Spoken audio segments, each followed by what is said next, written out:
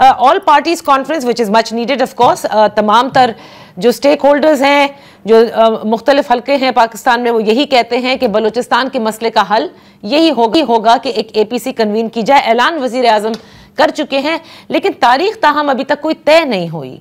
कुछ इल्म है कि कब तक बुलाए जाने का इम्कान है? बिस्मिल्लाहिर्रहमानिर्रहीम। मेरे ख्याल से आने वाले चंद दिनों के अंदर या अगले हफ्ते या उससे अगले हफ्ते के अंदर ये APC की कॉल जो है वो दे दी जाएगी, क्योंकि प्राइम मिनिस्टर ऑलरेडी इसको अनाउंस कर चुके हैं। तो मेरे ख्याल से जितने जल्दी हम इस तरफ मूव करेंगे उतना मुल्क के लिए बेहतर है। लेकिन ये खाली बलूचिस्तान के लिए नहीं होगा, ये मुल्क भर के अंदर जो दहशतगर्दी है, चाहे वो KPK में है या और किसी सूबे में भी है, तो ये ओवरऑल उस कॉन्टेक्स्ट में जो है वो APC बुलाई जाएगी। क्योंकि जब लास्ट APC बुलाई गई थी वो सानेहा के बाद जो APS अटैक हुआ था, उसमें बताया जाता है कि उसी वक्त नवाज शरीफ साहब ने कहा था कि एक APC हमें बलूचिस्तान में भी बुलानी चाहिए। बहरहाल देर आए दुरुस्त आए, इतने सारी वाकयात के बाद ये हुआ है। ये बताइएगा कि जी आप जो है ना NAP नेशनल एक्शन प्लान है, उसमें नॉन काइनेटिक जो पॉइंट्स हैं, उसमें बलूचिस्तान रिकंसिलिएशन के लिए जो है वो तगोदो मेंशन्ड है। तो उसमें बिल्कुल वहाँ जब बलूचिस्तान रिकंसिलिएशन की बात आती है तो वहाँ फिर सारे जो स्टेक होल्डर्स हैं उनका आपस में मिलाप जो है वो उसका हिस्सा है। तो वो तो बिल्कुल उसके साथ तो सारी जमातें वैसे ही स्टैंड करती हैं। तो राना साहब मुझे ये बताइएगा कि तहरीक इंसाफ के हवाले से, क्योंकि बड़े बयान ख्वाजा आसिफ साहब ने भी दिए हैं कि मशरूत कर दी गई है, क्योंकि असद कैसर साहब का भी ये कहना है, शिबली फराज ने भी यही कहा कि इमरान खान साहब की शमूलियत इसमें होनी चाहिए। और अभी शेख वकास अकरम आपसे कबल शेख वकास साहब थे, वो कहते हैं कि बिल्कुल ये इतना बड़ा मसला है और इतनी बड़ी जमात के लीडर को अगर आप शामिल नहीं करेंगे तो फिर वो अपनी इनपुट कैसे देंगे दहशतगर्दी के खिलाफ इस पूरे रिजॉल्व में।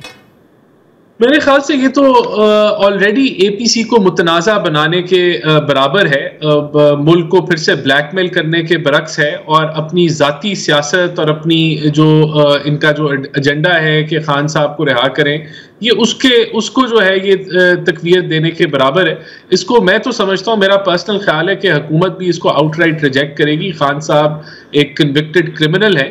ये APC है, ऑल पार्टीज कॉन्फ्रेंस है, ये कोई ऑल लीडर्स कॉन्फ्रेंस नहीं है। इसमें जमातें हिस्सा लेंगी और जमातें जो हैं वो नुमाइंदगी कर सकती हैं। जमात का पर्सपेक्टिव होता है, लीडरशिप का पर्सपेक्टिव नहीं होता। एक जमात जो है अपना कंसेंसस, अगर क्या ये जमात सिर्फ खान साहब के ऊपर बेस करती है, क्या कोई इसका थिंक टैंक नहीं है, कोई इसका अपना मौक़िफ़ नहीं है, तो मैं तो समझता हूँ कि ये इसको इंटरटेन बिल्कुल भी नहीं किया जाएगा।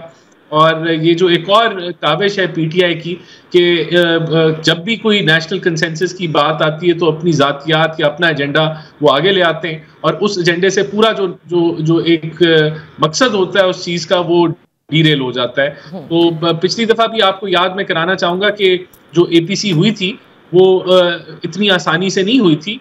जब APS का हमला हुआ उसके बाद फिर ये खान साहब बैठे, उससे पहले तो हुकूमत की जितनी भी कोशिशें थी उनको वो रद्द कर रहे थे।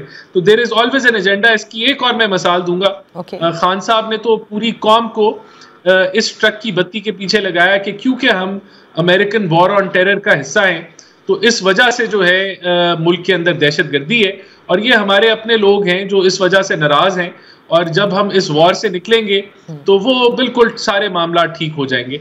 तो आज तो इस खत्ते में, पूरे खत्ते में कोई अमेरिकन बेस नहीं है, ना अमेरिका में है ना अफगानिस्तान में है, लेकिन ये दहशतगर्दी के वाकयात हो रहे हैं। तो खान साहब ने हमेशा दहशतगर्दी जैसे सीरियस मामले में भी उन्होंने कोशिश की है कि उसको सियासी रंग दिया जाए। अपना जो उनका डायस्पोरा है या जो भी उनके फॉलोवर्स हैं उनको जो है कंफ्यूज किया जाए। लेकिन राना साहब, शेख वकास अकरम साहब ने ये कहा है कि हम मशरूत नहीं कर रहे, पाकिस्तान तहरीक इंसाफ तो वैसे भी हिस्सा लेगी, लेकिन अच्छा होगा कि अगर हमारे लीडर को भी इसमें अपनी इनपुट देनी चाहिए। बहरहाल आपने तो कहा कि गवर्नमेंट एंटरटेन ही नहीं करेगी ऐसी किसी भी फरमाइश को या रिक्वेस्ट को या बात को।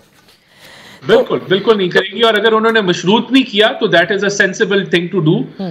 उनको पॉलिटिक्स नहीं करनी चाहिए, और APC अगर होने जा रही है, जो कि इंशाल्लाह होगी, तो उसको मुतनाज़ा नहीं बनाना चाहिए, और अपना जो है एक नया जो है वो इशू, जो टॉपिक ऑफ डिस्कशन खान साहब नहीं होने चाहिए, टॉपिक ऑफ डिस्कशन जो है कंसेंसस होना चाहिए। ठीक उसी तरह जैसे शेख वकास अकरम साहब ये कहते हैं कि topic of discussion Pakistan Tehreek Insaf की सोशल मीडिया ब्रिगेड, जिसको आप लोग ये कह रहे हैं, जिसका वो कहते हैं कि जो ऑफिशियली हैं वो उन्होंने सारे नाम जो उनकी नेशनल पॉलिटिकल कमेटी के हैं, सलमान अकरम राजा हो गए, वो खुद हो गए, बैरिस्टर गौहर हो गए, पीटीआई का ऑफिशियल हैंडल हो गया, वो अगर कोई ऐसे काम करे तो आप जरूर कहें, लेकिन कोई भी अगर कर देगा किसी किस्म के भी ट्वीट्स, आप हम पर ये इल्ज़ाम नहीं लगा सकते। शेख साहब ये कहते हैं कि पाकिस्तान मुस्लिम लीग नून और हुकूमत अपनी नाकामी छुपाने के लिए ये तमाम तर मलबा हमारे यहाँ डाल रही है, वरना सबसे पहले तो प्राइम मिनिस्टर को उन्होंने डिमांड किया है, प्राइम मिनिस्टर और सरफराज बुगटी साहब को तो इस्तीफा दे देना चाहिए, इतना बड़ा सान्हा हो गया।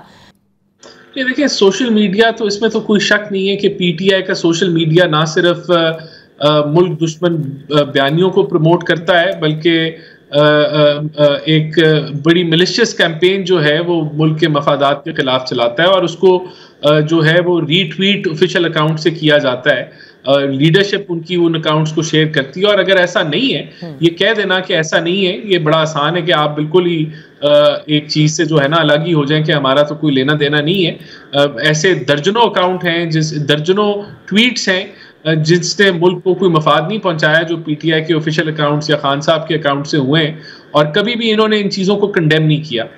ये भी उन्हीं अकाउंट्स जिनका ये जिक्र कर रहे हैं कि जो मिलिशियस कैंपेन चला रहे हैं, उनको ये अकाउंट्स रीट्वीट भी करते रहे हैं माजी में, और इनके लीडरशिप भी जो है वो उसको रीट्वीट करती रही है। तो अब वो कहें कि जी हमारा उनसे लेना देना नहीं है, तो ये कहने से तो नहीं आप जो है वो अपनी सारी रिस्पॉन्सिबिलिटी जो है वो छोड़ दें कि हमारी कोई रिस्पॉन्सिबिलिटी नहीं है। राना साहब, आपको नहीं लगता, ठीक है ये एक मसला है जिसकी तरफ इंफॉर्मेशन के हवाले से आप लोगों ने जिक्र किया, DGISPR ने भी किया, लेकिन सबसे बड़ी बात यह है an audacious attack like Jaffar express जो हुआ बलूचिस्तान में, अब इसमें ये कैसे हो गया जबकि हमारे यहाँ इंटेलिजेंस बेस्ड ऑपरेशन चल रहे हैं, और ये कोई 5 लोगों ने मिलकर तो नहीं किया, खुद बताया कि कितने दहशतगर्द थे जिनको फिर जहन्नुम वासिल कर दिया गया 33 के करीब।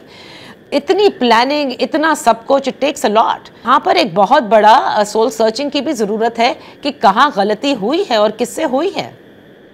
देखें, आपने बिल्कुल दुरुस्त फरमाया, ये दहशतगर्दी की जो जिम्मेदारी है ये एक इदारे पे नहीं है। अगर बॉर्डर सिक्योरिटी ने कोई मूवमेंट जो है इन दहशतगर्दों की बॉर्डर एरियाज में रोकनी है, तो फौज का भी ये काम है कि वो पाकिस्तान में कोई नो गो एरियाज ना एग्जिस्ट होने दें और वहाँ ऑपरेशन करें।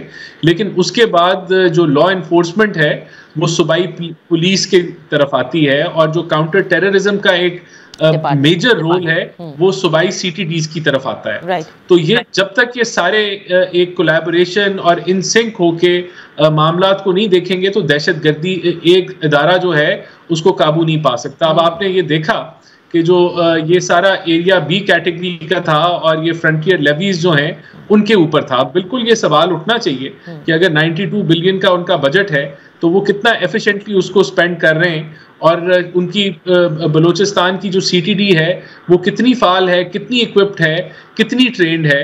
और देखें, अभी भी जो अभी पंजाब के अंदर गालिबन आज या कल जो है एक सुसाइड अटेम्प्ट जो है वो उसको रोका गया है। तो वो किसने रोका है? वो CTD ने रोका है। तो CTD जो है वो किसके अंडर आती है? वो सूबाई हुकूमत के नीचे आती है और वो पुलिस के साथ अटैच्ड होती है। तो यहाँ बिल्कुल इंट्रोस्पेक्शन की जरूरत है, लेकिन हम ये कहें कि सूबों का कोई रोल नहीं है, सूबों की कोई जिम्मेदारी नहीं है, तो ये जो है बिल्कुल ये गलत हो।